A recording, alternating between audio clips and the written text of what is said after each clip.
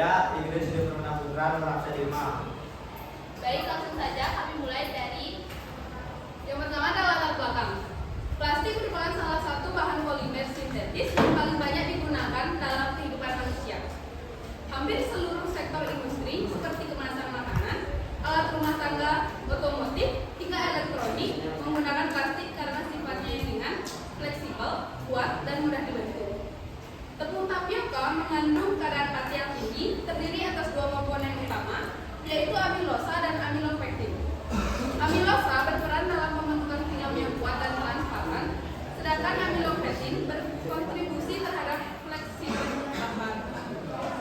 Kandungan pati dalam tepung tapioka mencapai sekitar 85-90%, sehingga sangat cocok digunakan sebagai bahan polimer alami untuk membuat bioplastik lebih sehat tahun 2020.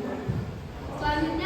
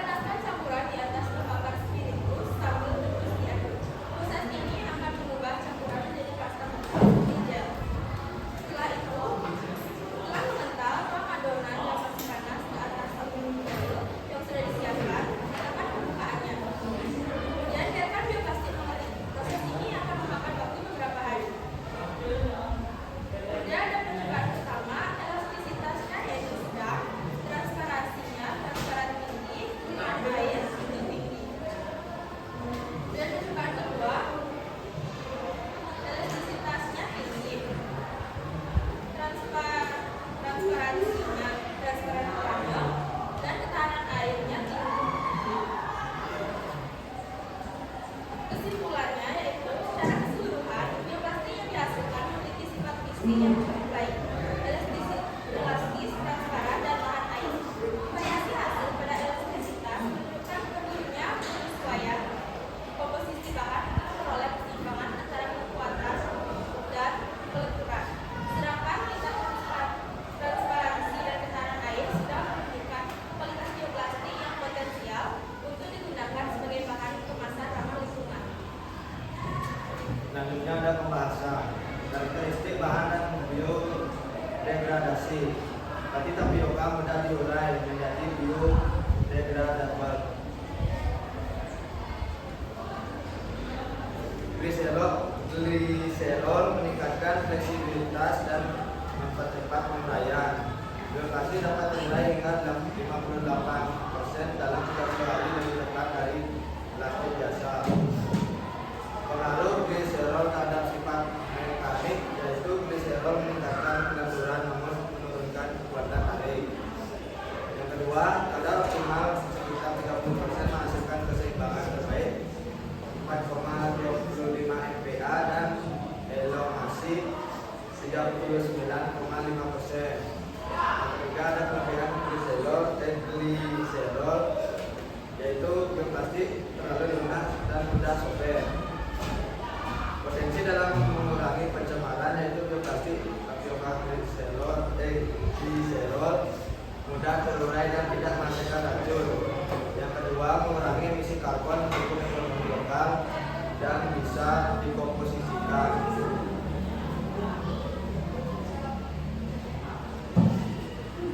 Karakteristik bahan dan pengaruhnya terhadap biodegradasi. Tepung tapioka merupakan bahan alami yang mengandung pati atau amilosa dan amilopektin yang memiliki sifat mudah terurai di alam. Pati ini memiliki banyak gugus hidroksil dalam tubuh OH yang membuatnya mudah bereaksi dengan air dan mikroorganisme yang ada di lingkungan, sehingga dapat mempercepat proses biodegradasi. Penambahan gliserol dapat dalam pembuatan bioplastik berfungsi sebagai plasticizer, yaitu bahan tambahan yang dapat meningkatkan fleksibilitas bioplastik dengan cara melemahkan ikatan antar rantai polimer. Hal ini menyebabkan bioplastik menjadi lentur dan juga menggunakan air serta mikroba masuk ke dalam struktur bioplastik, sehingga dapat mempercepat proses penguraian di lingkungan alami. Menurut pendapat Dias Budi tahun 2022. Selanjutnya, yaitu salah satu aspek penting dalam pembuatan bioplastik adalah sifat mekaniknya, yaitu kekuatan tarik dan daya lentur. Penambahan gliserol dalam bioplastik sangat mempengaruhi kedua ini. Gliserol bekerja sebagai plasticizer yang mengurangi kekuatan dan kekakuan bioplastik dan meningkatkan kelenturan dalam misalkan ikatan antar rantai polimer. Namun penambahan gliserol yang berlebihan dapat menurunkan kekuatan tarik karena ikatan antar molekul bagi menjadi lemah. Menurut Dias Budi tahun 2004. Potensi bioplastik tapioka dan gliserol dalam mengurangi dampak pencemaran lingkungan. Plastik konvensional yang digunakan sehari-hari umumnya berasal dari bahan petrokimia seperti polipropilena, polipropilena, dan polistirena. Plastik tersebut sulit terurai di alam dan memerlukan waktu ratusan tahun untuk terdegradasi sepenuhnya. Akibatnya, sampah plastik menumpuk di lingkungan dan menjadi salah satu penyebab utama pencemaran tanah dan laut. Menurut Dias Budi tahun 2004. Dan yang terakhir ada penutup. Kesimpulan yang dapat kami ambil yaitu yang pertama ada tepung tapioka mudah terurai dan ramah lingkungan. Yang kedua, gliserol mempengaruhi kekuatan dan kelenturan bioplastik. Dan yang ketiga, bioplastik tapioka gliserol